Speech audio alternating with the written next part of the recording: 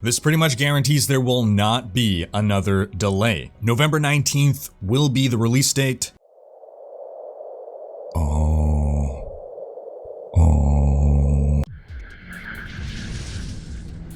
Hey folks, this is Riker with a gaming news wrap-up video where we discuss the happenings of the week. This week's topics include the Diablo 4 lead system designer leaving the team, Cyberpunk 2077 getting delayed once again, Halo Infinite losing its lead Chris Lee, and more. As always, discussion timestamps can be found in the video description below, but right before we skip ahead, just a quick reminder to ring that sub notification bell to be alerted to new Saturday episodes and stay up to date with gaming news highlights. Now, before we move on, just a quick word from this video's sponsor, Squarespace. As you may know, my website, Riker.com, was made using Squarespace, and in about 2 decades worth of amateur website building using different methods, my Squarespace site was the easiest website I'd ever made, and the most professional looking. Squarespace has tons of templates to make any kind of website you want, like a website for your gaming clan with an event calendar, or a portfolio website for your hobby. Plus, if you need help with anything, Squarespace offers tech support any time of day, any day of the year. Watch how easily I add to my website a secret, password-protected feedback page, and then visit that feedback page at riker.com/feedback, enter the password Squarespace, and leave a comment with what you'd like to see added to my website. And you can start a free trial today at squarespace.com/Riker. And Squarespace is offering my viewers 10% off your first purchase with them. All you have to do is use code Riker. So either click the link in the video description below or go to squarespace.com/RHYKKER to start building your website. In our first quick story, we have an official release date for World of Warcraft Shadowlands. The expansion launches on November 23rd, and the devs have released a new story trailer. Link to that in the video description. So, who wants to take bets on a Sylvanas redemption arc incoming? Anyone? No? In other news, Chris Metzen announced this week that he's launching a new tabletop gaming company called Warchief Gaming. Chris Metzen was a senior vice president of story and franchise development at Blizzard, and he left Blizzard in 2016 after 23 years with the company. He's launching Warchief Gaming with Mike Gilmartin, ex-vice president of quality assurance at Blizzard. And as it stands, the company is small, just 3 full-time employees, and hasn't announced its first project yet. I was always a fan of Metzen. I was sad when he left Blizzard, and I look forward to seeing what Warchief Gaming comes up with. In other news, gaming journalist Jason Schreier has broken the story that Halo Infinite has lost another director. You see, back in August 2019, the game lost its creative director Tim Longo and executive producer Mary Olson. And at the time, the studio reassured us that, quote, the overall creative vision and production of the game remains led by Chris Lee. Well, now it's been confirmed that Chris Lee is no longer on the project. Now, Halo Infinite was originally supposed to launch in November alongside the new Xbox. But back in August, it was announced that the game would be delayed until 2021. As per the timeline, it was within the next few weeks that Chris Lee was off the project. To have top-level people either leave or be replaced so late in a game's development is not exactly a good sign. Across multiple different industries, be it the gaming industry, be it Hollywood, in general, when you have someone new come in to take over a project that is pretty far along in its life, it's generally to try to reboot it or salvage it, and hopefully the devs will be able to turn this one around. In other news, Cyberpunk 2077 has been delayed again. Yes, despite the game going gold a few weeks ago, meaning that the data of the game has been printed onto these little mini silver records that spin around, and now instead of releasing on November 19th, the game will release on December 10th. That's 3 weeks later. Now, for anyone who hasn't been following or needs a reminder, the game's original release date was April 16th, which was then delayed to September 17th, which was then delayed to November 19th, which is now delayed to December 10th. I mean, it's just a joke at this point. It is highly irregular for a game to get delayed after it's gone gold. So that leads us to question why? What's happening? Is there some game-breaking bug? Because despite it going gold, there's always day one patches nowadays. Even if you buy a physical copy of a game, you install it, and you have to install a day one patch. The devs keep working on the patch after going gold so that when the game releases and is live, there's the first patch to address any lingering issues, bugs, optimizations, etc. So what has caused the devs to be so not confident in being able to get things sorted in the next couple of weeks, that they have to delay it for another 3 weeks. Well, thankfully the devs addressed what the issue was. After announcing the delay, developer CD Projekt Red held a teleconference, and CEO Adam Kiciński explained that this time around the situation is different compared to previous changes to the deadline. That the game, for PC, is ready and plays well on next-gen consoles, and the company is finalizing the process concerning current-gen consoles. Now, of course, that's exactly what every PC gamer loves to hear, that they're not getting their game because of consoles. Now, what's equal parts sad and funny is that someone on Twitter named Posh Penguino tweeted at the official Cyberpunk account asking, "Hi, before I book the 19th off work tomorrow, can I have full confirmation the game is going to come out that day? No take-backsies, #burnt-before." And the official Cyberpunk Twitter account replied, "Full confirmation." And it was literally the next day that the delay was announced. Now, a member of CD Projekt Red named Fabian Mario Dula addressed why this unfortunate tweet happened, stating, quote, "Thing is, we are a public traded company and it's almost impossible to tell every employee beforehand, mainly because of legal reasons. Long story short, the Cyberpunk Twitter, and therefore our studio, as it's an official channel, did not lie on purpose." Oh, I'm sure Posh Penguino, when he has to go back to his boss and ask yet again to have his vacation days changed, will take solace in knowing that he was only lied to accidentally. All joking aside, Cyberpunk developers have allegedly been receiving death threats in response to this news, because that's a totally rational and level-headed reaction to having to wait a couple more weeks to play a video game. Senior game designer Andrzej Zawadzki had to take to Twitter to state, quote, "I want to address one thing in regards to the Cyberpunk delay. I understand you're feeling angry, disappointed, and want to voice your opinion about it. However, sending death threats to the developers is absolutely unacceptable and just wrong. We are people just like you." He then began to share some of the comments that him and his colleagues were getting, and it's a sad state of affairs when a game dev needs to say, "Hey, please don't threaten to kill me." Now, this news ties into our next, which is some Path of Exile news. The delay of Cyberpunk 2077 is actually causing delays for other games. Path of Exile is postponing the start of its next league because of this postponement of Cyberpunk's release date. In a statement, PoE boss Chris Wilson stated that, quote, "We were previously targeting a launch of December 11th for our 3.13 endgame expansion. Yesterday, CD Projekt Red announced that Cyberpunk 2077 will now be released on December 10th. We do not want to put our players in a position of having to choose between these two games, so we have decided to step out of the way and delay the release of Path of Exile 3.13 until January. We still expect to finish 3.13 by early to mid-December. The scope of this expansion will remain unchanged.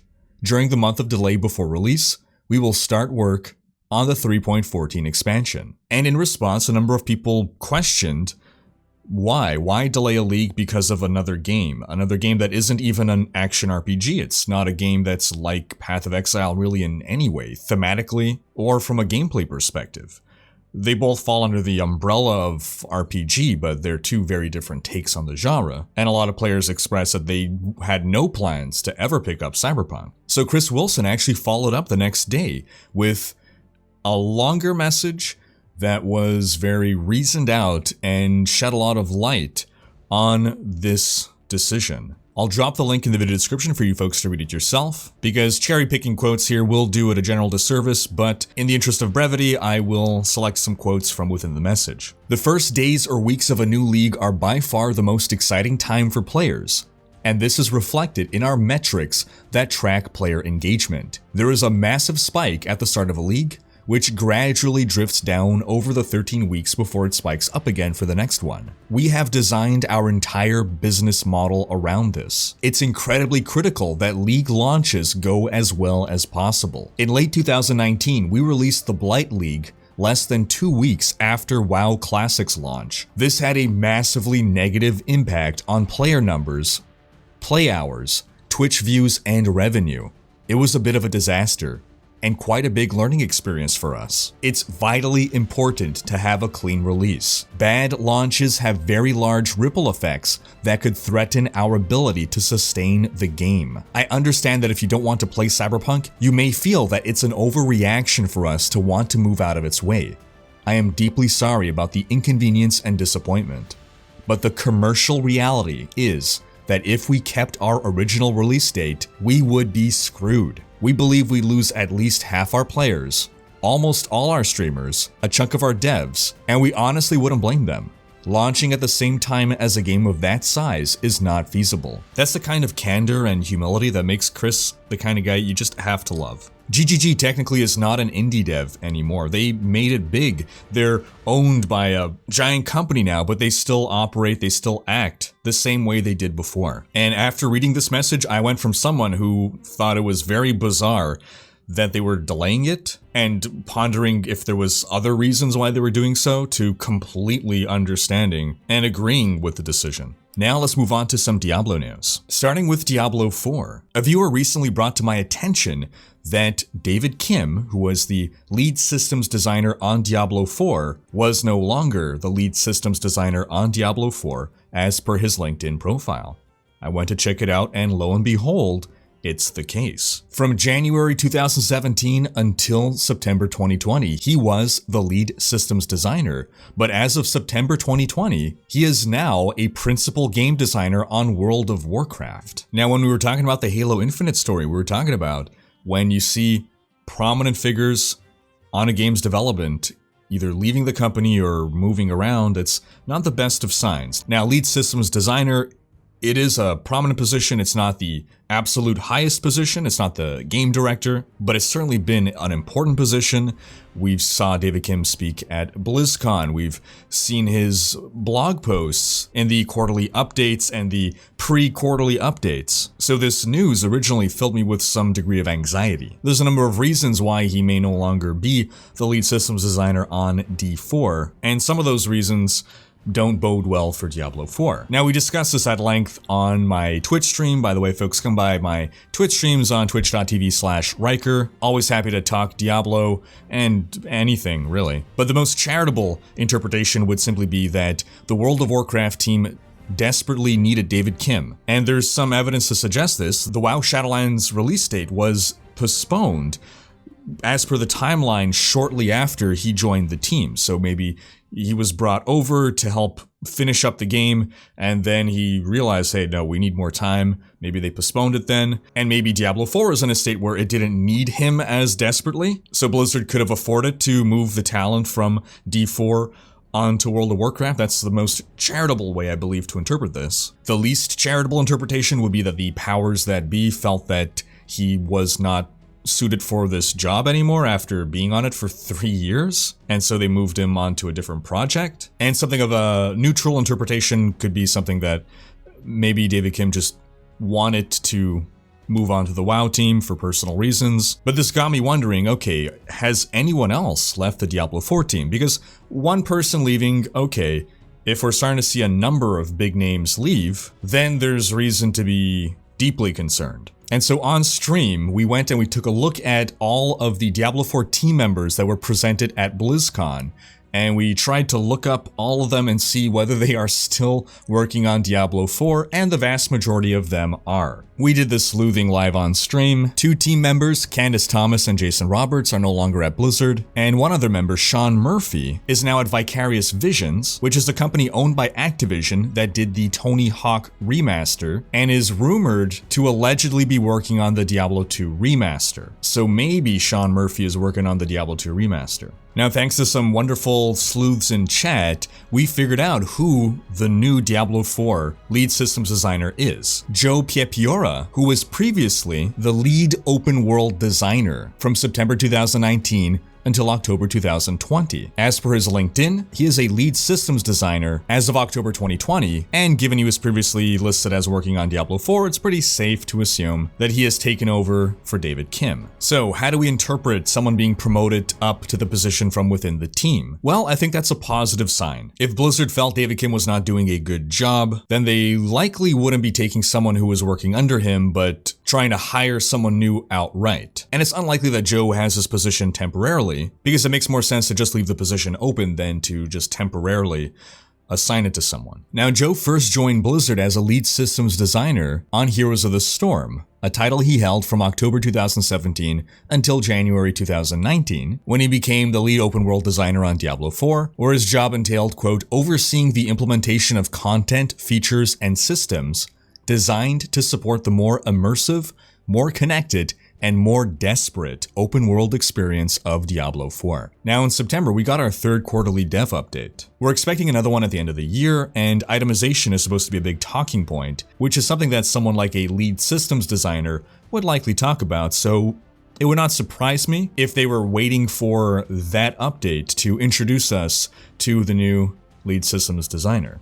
Sorry for spoiling the surprise. In some quick Diablo 3 news, on Monday, the official Polish Diablo Facebook account posted this announcement that Season 21 would end on November 8th. Other foreign language accounts then started to post the same thing, until PezRadar had to step in and state, quote, nothing official for a date has been announced yet. The Latin America launcher image was put up in mistake and was removed due to no confirmed date. With how PTR has been, we want to make sure we can get all things nailed down before we come out with an exact date. And later in the week, we got that exact date, which was determined to be November 8th. This means that the most likely start dates for Season 22 will be Friday the 13th or Friday the 20th. We don't know for sure yet, however. And yes, I will have a tier list video for the upcoming Diablo season. It'll come out closer to the season launch. We also learned this week that we have a new Diablo community manager named Tom Powers, and during the third quarter 2020 results of Activision Blizzard, we learned that Diablo Immortal will soon enter external regional testing, which should mean